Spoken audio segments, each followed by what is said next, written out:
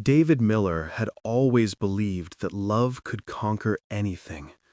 When he first met Sarah at the small coffee shop near the university, her laughter had filled every empty space in his heart. She was beautiful, intelligent, and came from a family that owned several properties in the city. He was a dreamer with calloused hands and holes in his shoes, working 2 jobs to pay for his engineering degree. He remembered that first conversation so clearly, even years later.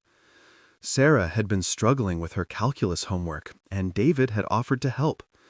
She looked up at him with those green eyes and smiled. "Are you sure you have time? You look like you're in a hurry." David had indeed been rushing between his job at the warehouse and his evening shift at the campus library, but something about her made him forget about time entirely.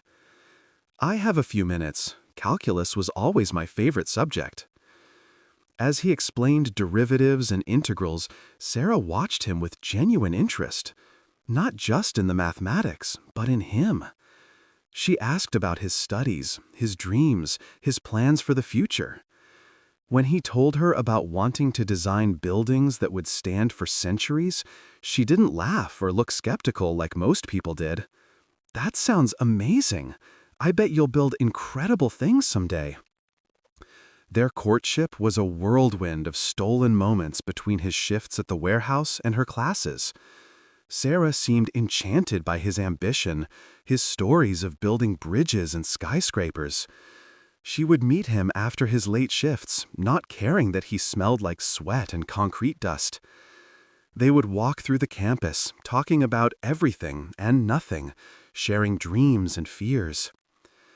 David had never felt so understood by another person. Sarah listened to his ideas about sustainable construction and innovative design with the same attention she gave her literature classes. She would bring him coffee during his study sessions and quiz him before his engineering exams. "You're going to change the world, David Miller," she would tell her with complete conviction. When he proposed with a ring that cost him 3 months of savings, she said yes with tears in her eyes. The ring was modest, just a small diamond on a simple band, but Sarah wore it proudly and showed it to all her friends. The wedding was small and modest, held in Sarah's family church. David had hoped it would be the beginning of their beautiful life together, but it quickly became clear that the honeymoon period was over before it even began. The first signs of trouble appeared during the wedding planning itself.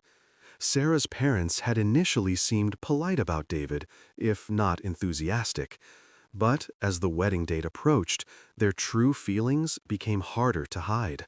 "Are you sure about the venue?" Patricia Harrison had asked her daughter. "The church is fine, but the reception hall you've chosen is so basic. What will people think?" "Mom, it's what we can afford," Sarah had replied, but David could hear the embarrassment creeping into her voice.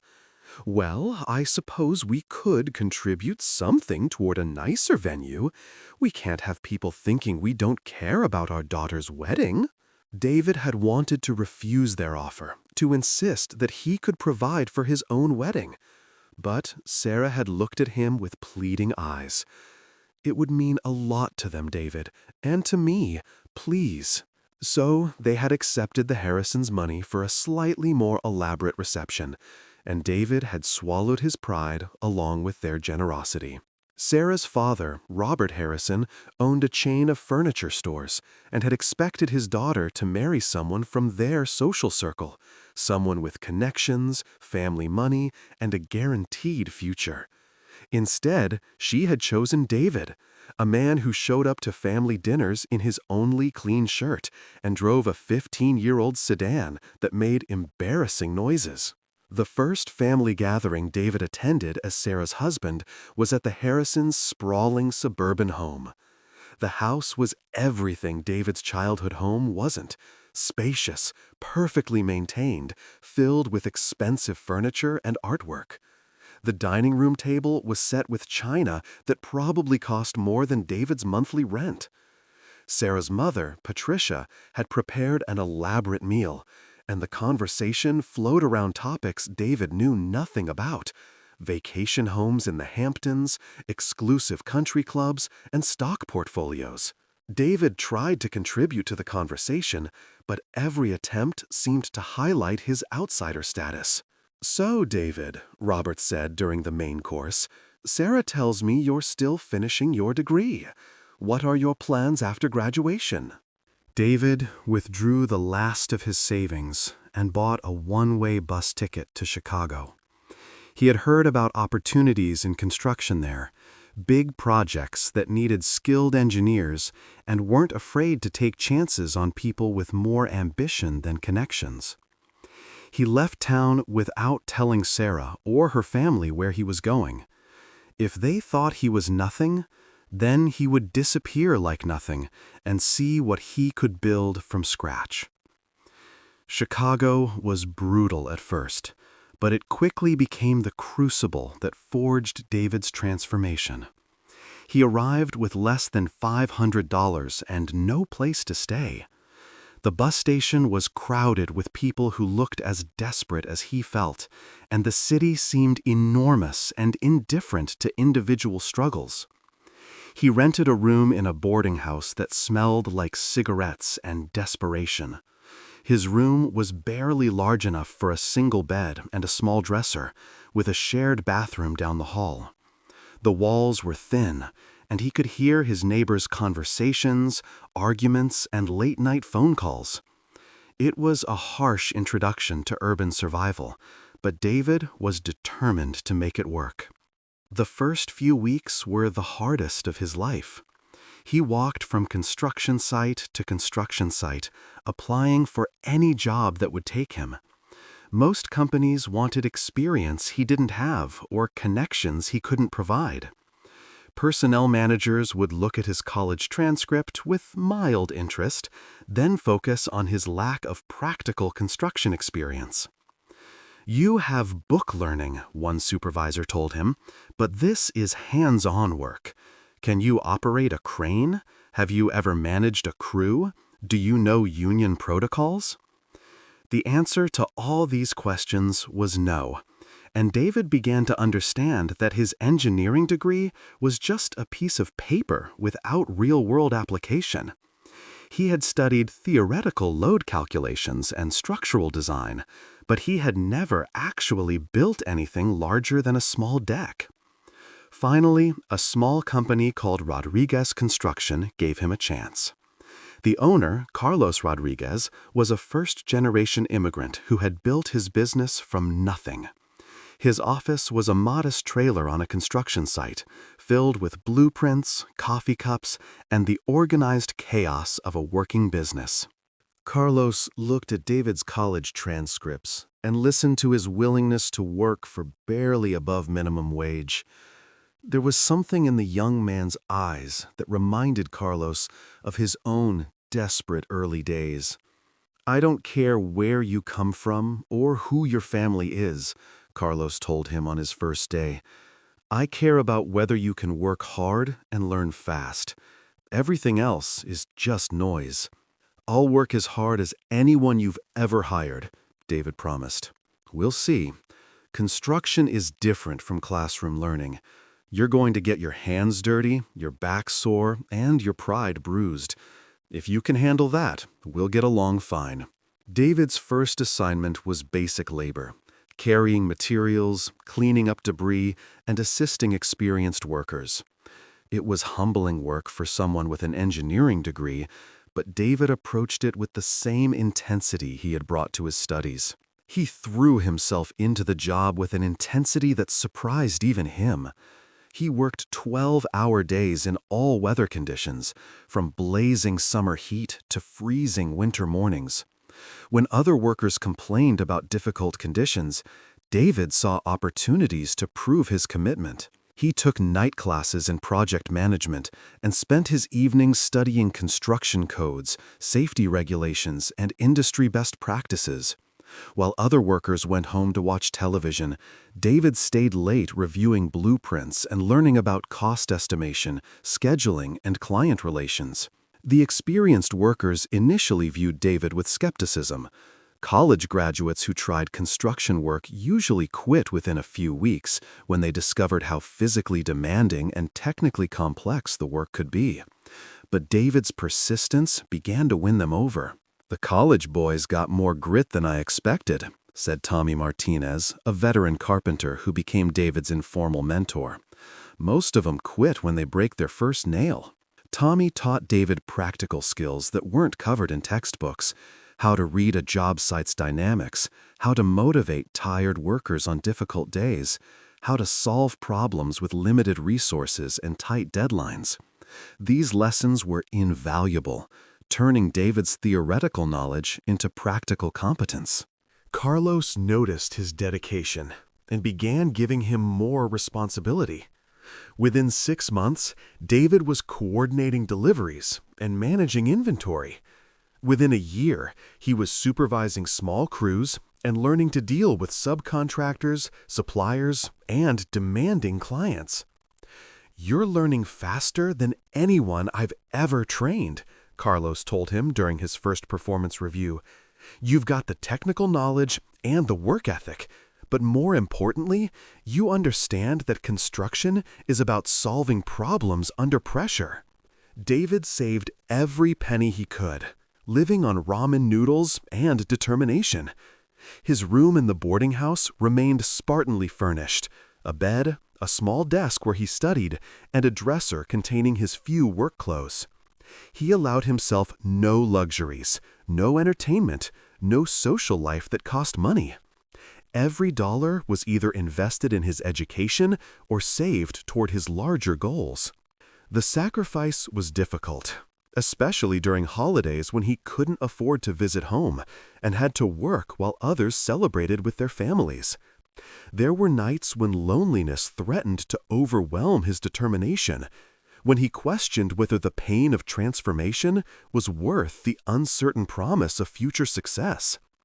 But whenever doubt crept in, David would remember the humiliation he had felt at the Harrison family gatherings.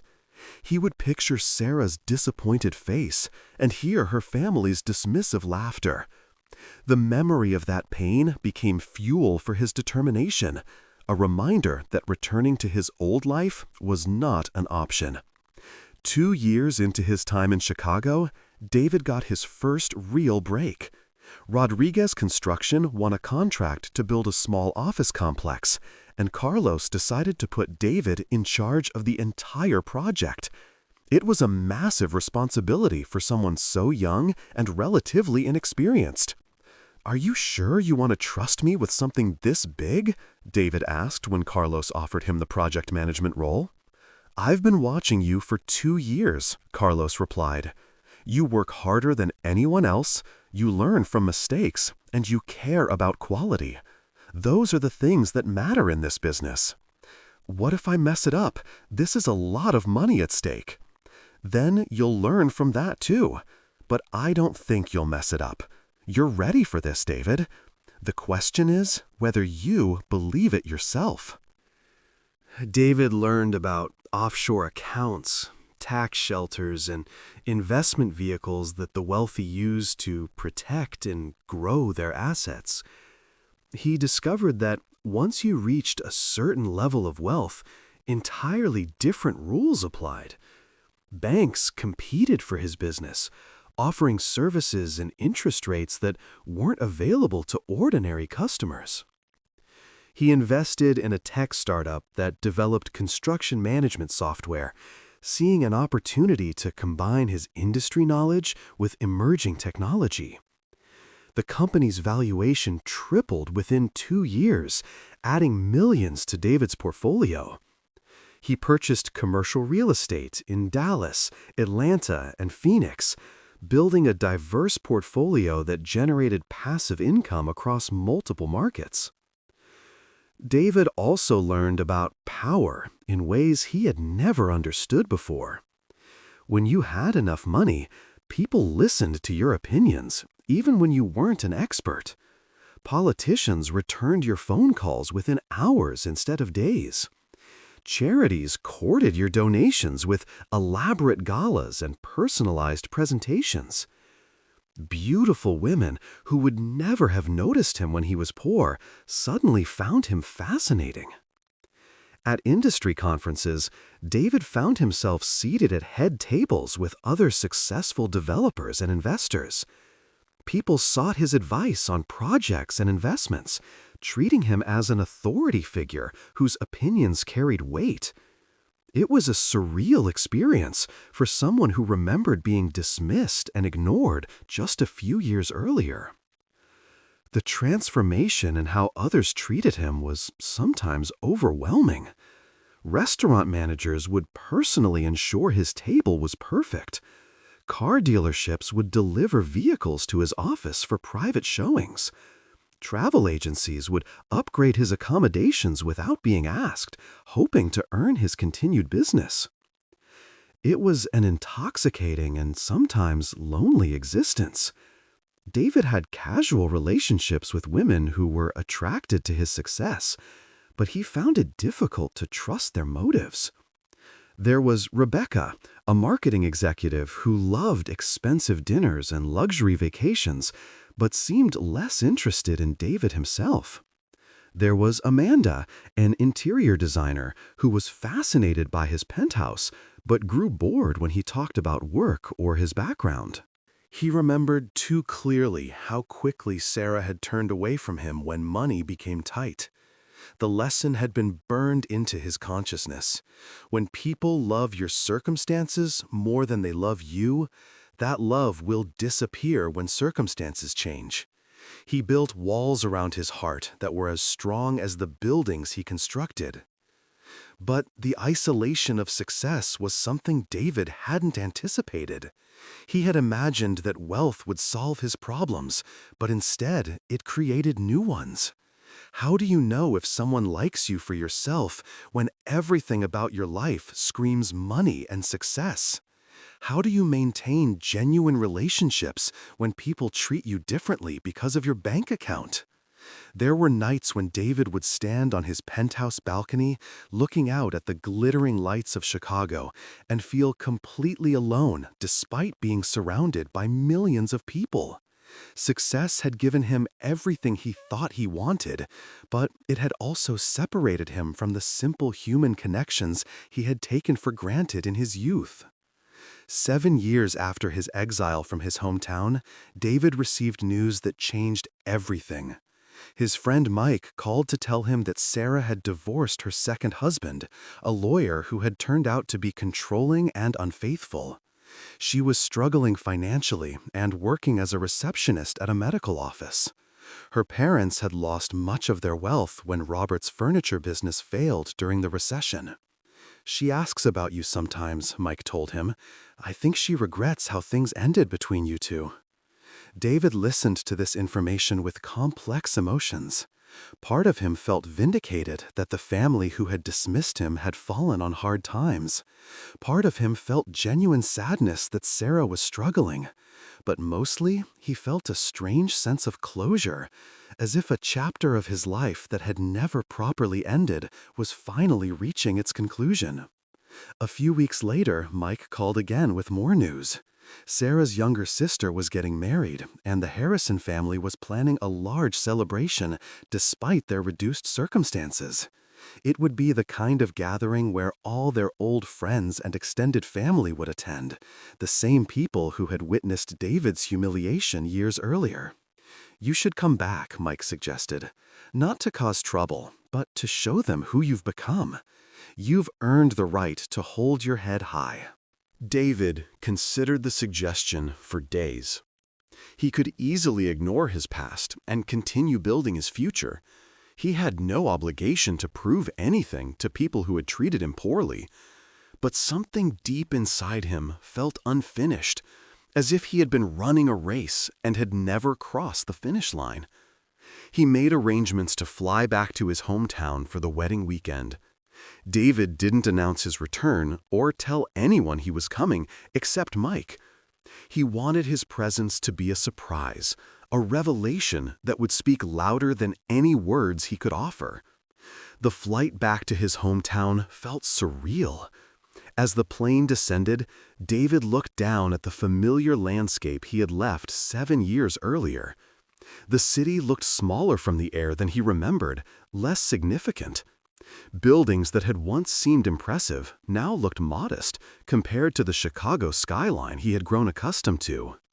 David had reserved the presidential suite at the best hotel in town, a luxury accommodation that would have been unimaginable during his days of financial struggle. The suite was larger than the apartment he had shared with Sarah, complete with a separate living room, dining area, and a view of the city center. He spent the afternoon before the wedding driving through his old neighborhood, observing the changes that 7 years had brought. Some areas looked exactly the same, frozen in time like a photograph. Others had been renovated or redeveloped, showing the same kind of gentrification he had learned to recognize and profit from in Chicago. David drove past the small apartment complex where he and Sarah had lived during their brief marriage. The building looked shabbier than he remembered, with peeling paint and overgrown landscaping.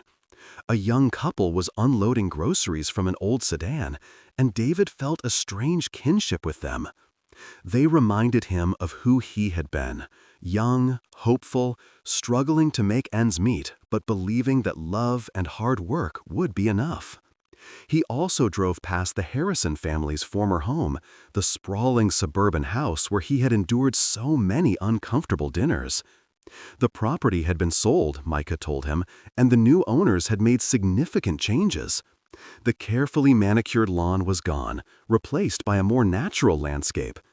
The house itself had been painted a different color, erasing the visual memories David carried of the place where he had felt so small and inadequate. The night before the wedding, there was a rehearsal dinner at the same country club where David had once felt so out of place. As he approached the entrance, David felt a moment of anxiety, a ghost of the insecurity he had once carried like a heavy weight. But the feeling passed quickly, replaced by the quiet confidence that success had taught him. He arrived in a rented Bentley, wearing a custom suit that cost more than he used to make in 6 months. The car was delivered by the hotel's concierge service, and David felt a moment of amusement at the irony. 7 years earlier, his broken-down sedan had been a source of embarrassment. Now, he was arriving in a vehicle worth more than most people's houses. When he walked into the reception hall, conversations stopped mid-sentence. The effect was immediate and dramatic. People who had been laughing and chatting suddenly fell silent, staring at the well-dressed stranger who looked familiar but somehow transformed. David moved through the room with unhurried confidence, nodding politely at people he recognized, but not rushing to engage in conversation.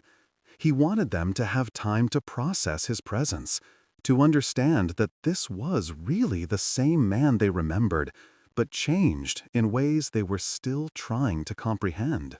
Sarah was standing near the bar with her parents and several family friends. She looked older, tired in a way that had nothing to do with age and everything to do with disappointment. When she saw David, her face went through a series of expressions: surprise, confusion, recognition, and something that might have been regret. Robert Harrison, who had aged considerably and looked diminished in his rented tuxedo, approached David with an uncertain expression. "David Miller, I heard you had moved to Chicago. I didn't expect to see you here." "Hello, Robert. You look well." It was a polite lie. Robert looked like a man who had lost the confidence that comes with financial security. His handshake was hesitant, his eyes uncertain. Other guests began to gather around, drawn by curiosity about the man they remembered as the poor son-in-law who had disappeared years earlier. David could hear whispers as people tried to reconcile their memories with the well-dressed stranger before them. James Harrison, Sarah's brother, who had once mocked David's old car, approached with a forced smile. "David, my goodness, it's been years. You look successful. What are you doing these days?" "I'm in real estate development. Based in Chicago. Real estate? Really? That's interesting. Are you working for a company there? I own the company. The simple statement created a ripple of surprise through the gathered crowd. David's calm confidence was unsettling to people who remembered him as nervous and apologetic. Patricia Harrison appeared at her husband's side, her expression guarded. "David, this is unexpected. Are you here with someone?" "I'm here alone." Sarah finally approached, her hands clasped tightly in front of her. "David, it's good to see you. You look wonderful." "Thank you, Sarah. Congratulations on your sister's engagement." The conversation was stilted, full of subtext and unspoken history. David could see that Sarah wanted to say more, but the public setting made intimate conversation impossible. As the evening progressed, David found himself surrounded by people who were trying to understand his transformation. Former acquaintances who had barely acknowledged him years earlier now hung on his every word. He answered their questions politely, but revealed little about his journey or his current life. The most revealing moment came when someone asked about his business. Development must be challenging these days with the economy and all. "Every business has its challenges," David replied. "But there are always opportunities for people willing to work hard and take calculated risks." It was a diplomatic answer, but everyone in the room understood the implication. David had succeeded precisely because he had been willing to do what others wouldn't. Later in the evening, Sarah approached him when he was momentarily alone on the club's terrace. "Can we talk privately?" she asked. David nodded and followed her to a quiet corner away from the other guests. "I know this is awkward," Sarah began, "but I've thought about you often over the years. I've wondered what happened to you, whether you were happy, whether you ever forgave me for how things ended." David studied her face in the dim light. She was still attractive, but there were lines around her eyes that spoke of stress and disappointment. "There's nothing to forgive, Sarah. We both did what we thought was best at the time. Did we? I'm not sure I did what was best.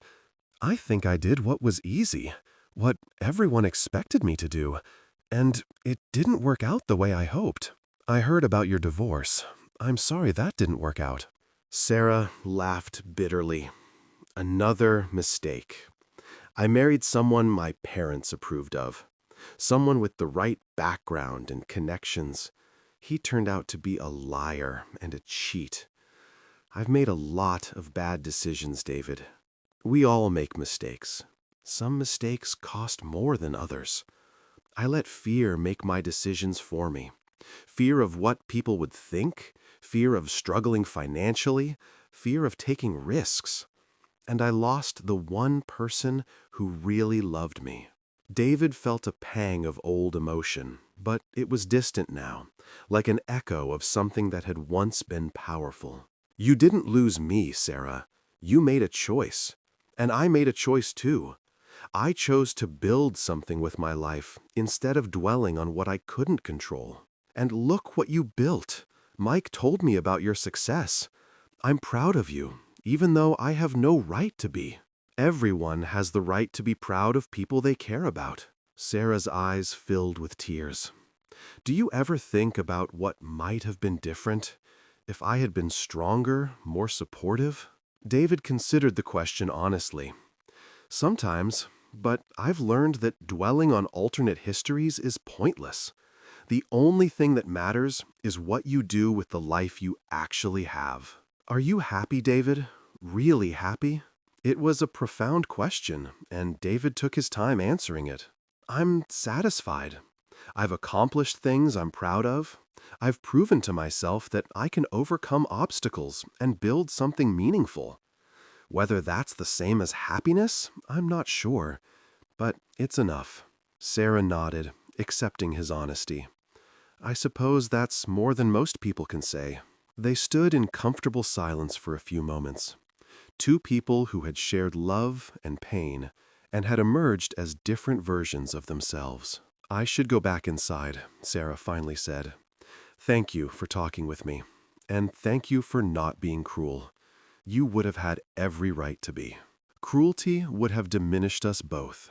As Sarah walked back toward the reception hall, David remained on the terrace, looking out at the manicured grounds of the country club. This place had once intimidated him, made him feel small and inadequate. Now it seemed almost quaint, a relic of a world that valued appearance over substance. The most meaningful conversation of the evening came from an unexpected source.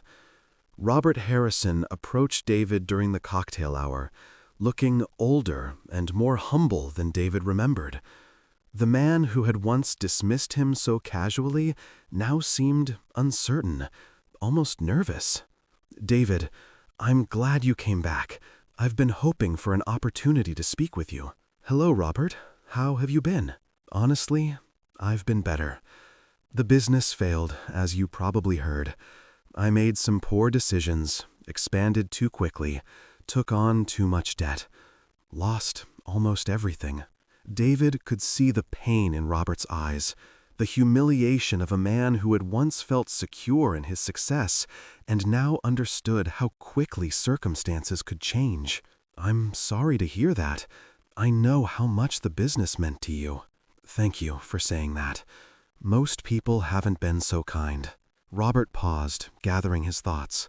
"I owe you an apology, David, a serious one. I treated you poorly because I was afraid.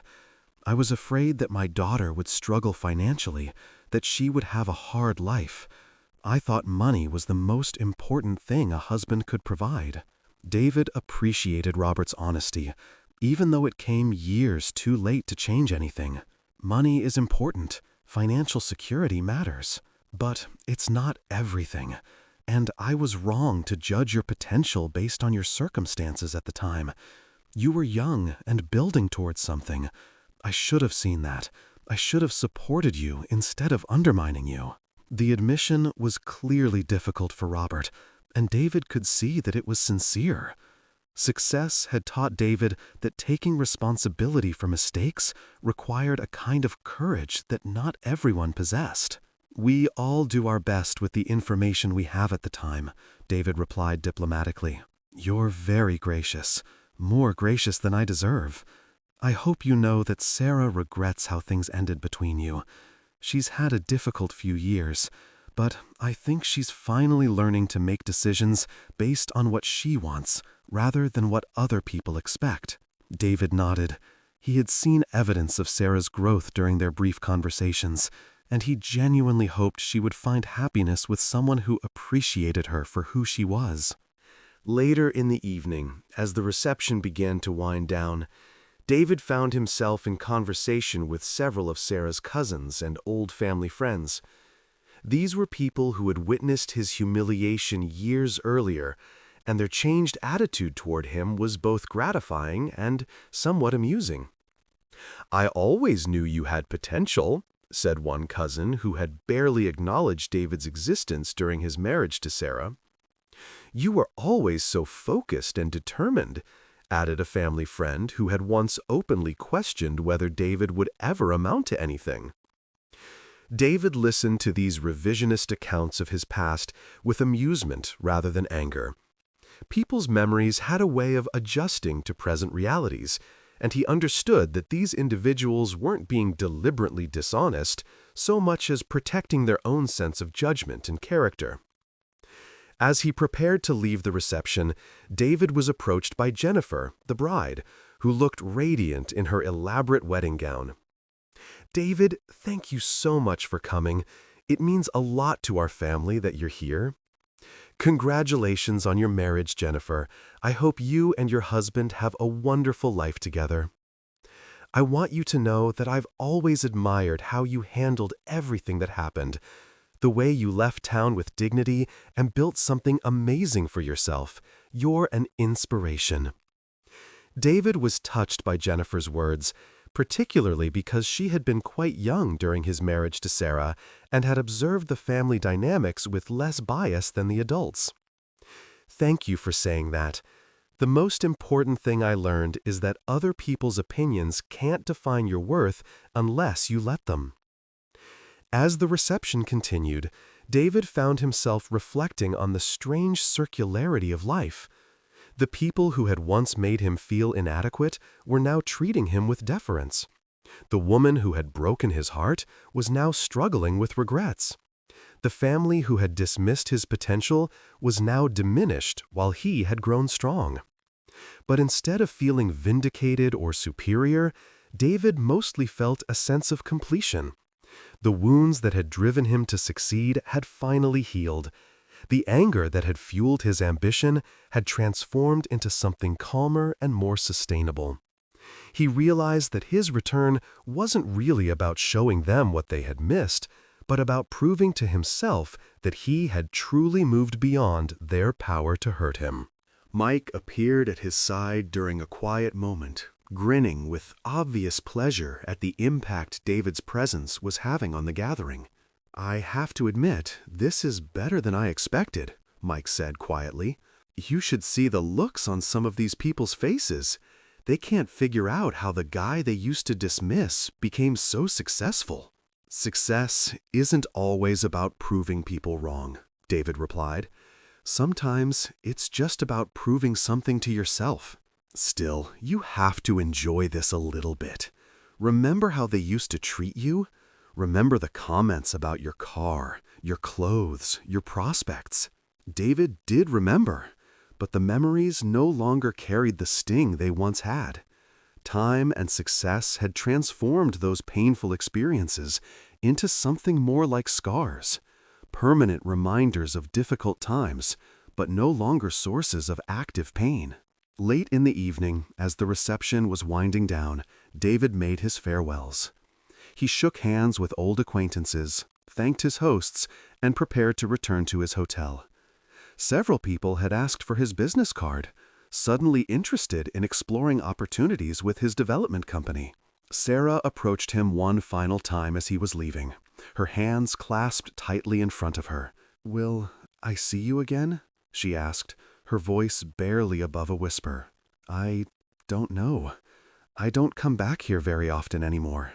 If you ever want to talk, or if you're ever in town, I'd like that. I'd like to hear about your life, about what you've built." David looked at her carefully, seeing both the woman he had once loved and the stranger she had become. Time had changed them both, and there was no going back to who they had been or what they had shared. "I'll remember that, Sarah. Take care of yourself. There are still good things ahead for you if you're willing to take some risks." I'm learning that, finally learning to trust my own judgment instead of worrying about what everyone else thinks. That's the most important lesson anyone can learn. David drove back to his hotel through the familiar streets of his hometown, taking a longer route that allowed him to see more of the place that had shaped his early life.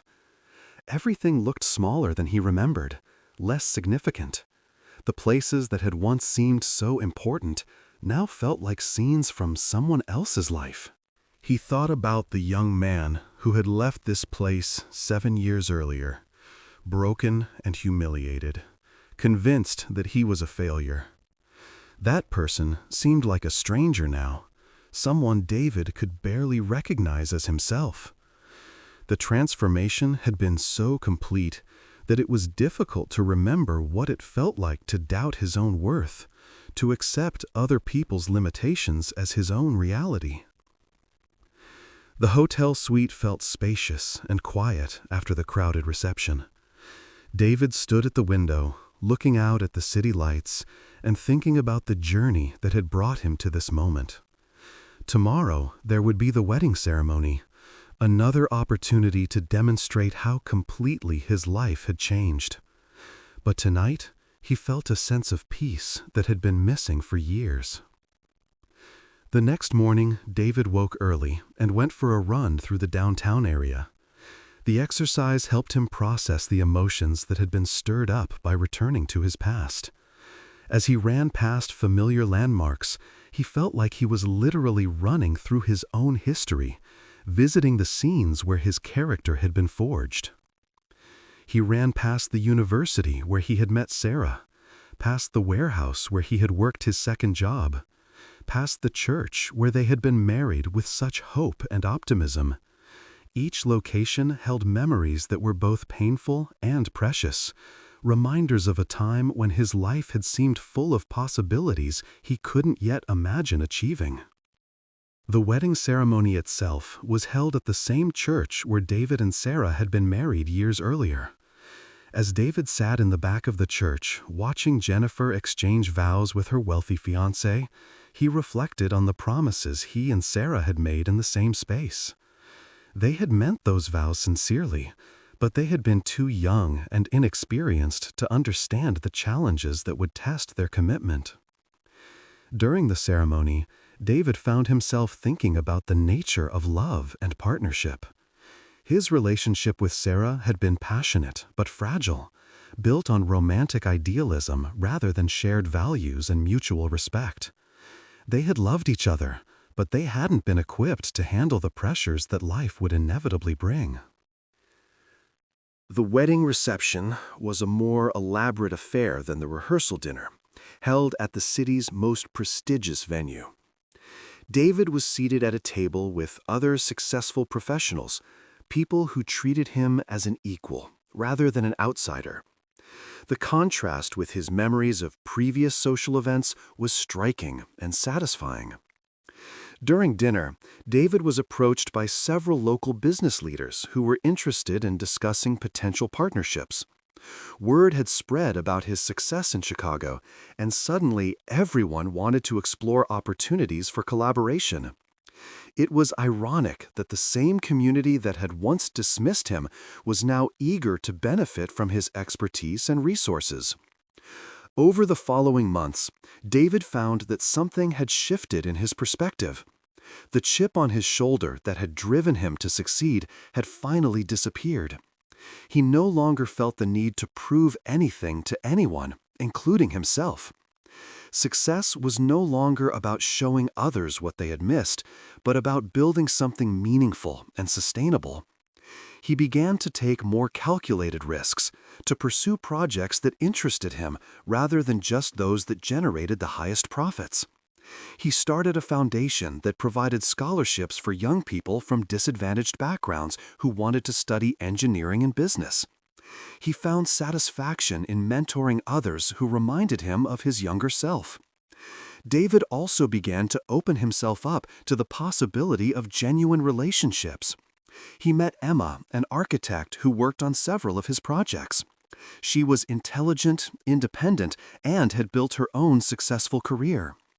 Unlike the women who had been attracted to his wealth, Emma challenged him intellectually and shared his passion for creating beautiful, functional spaces. Their relationship developed slowly, built on mutual respect and shared values, rather than neediness or opportunism. Emma had her own money, her own ambitions, her own reasons for being with him that had nothing to do with what he could provide materially. 2 years after his return to his hometown, David and Emma were married in a simple ceremony overlooking Lake Michigan. Mike was his best man, and Carlos Rodriguez, his former boss and mentor, walked Emma down the aisle in place of her deceased father.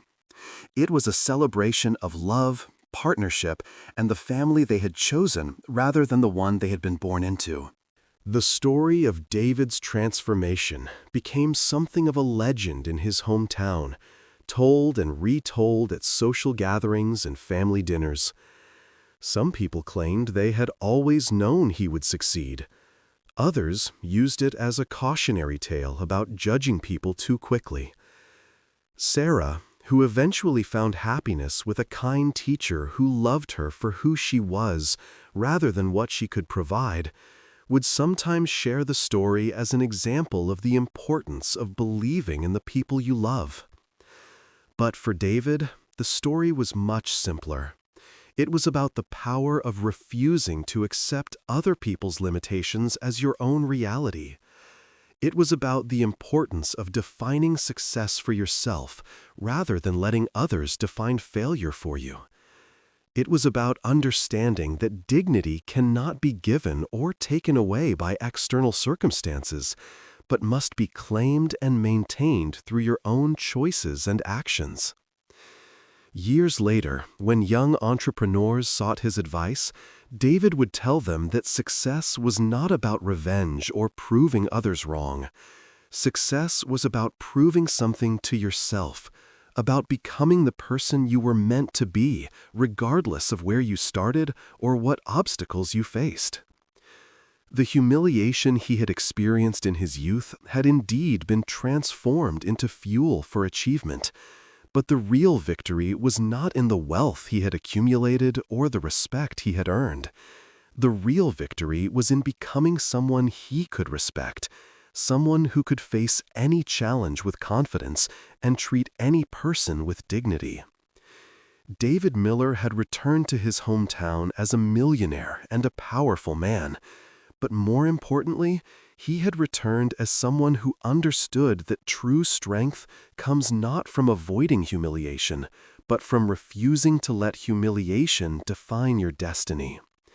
The boy who had once walked with his head down had become a man who could walk into any room with quiet confidence, knowing that his worth was not determined by other people's opinions, but by his own character and choices.